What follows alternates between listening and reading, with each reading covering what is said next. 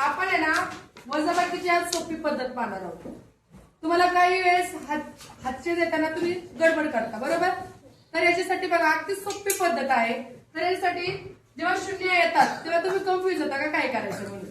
तर इथं काय करायचं, अशा वेळेस जर शून्याची वजाबाकी आली तर इथून एक वजा करायचं आणि इथून पण खालून एक वजा करायचं.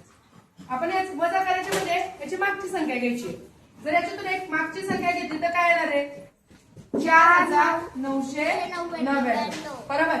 आणि याची मागची एक संख्या जर 2364 2364.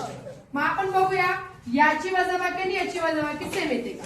हा तर 9तून 4 गेले 5, 9तून 6 गेला 3, 9तून 3 गेले 6 आणि 4तून 2 गेला 2 बरोबर. आता इथं करूया.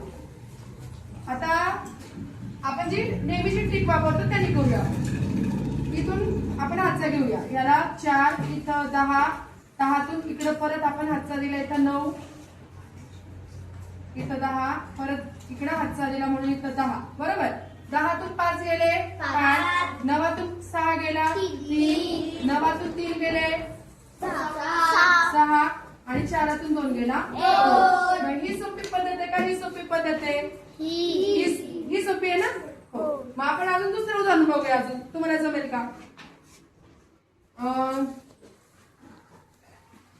7000 वजा 3884. चला कोण करतात बरोबर.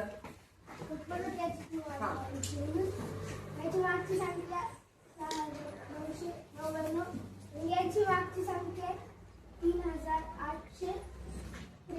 मग यांची वाढवली 7 म्हणजे 6 1 परत 1 आणि इथे यायला 3.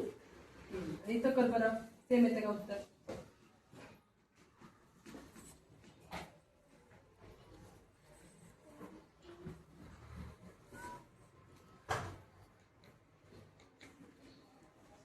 सेम आलं का नाही.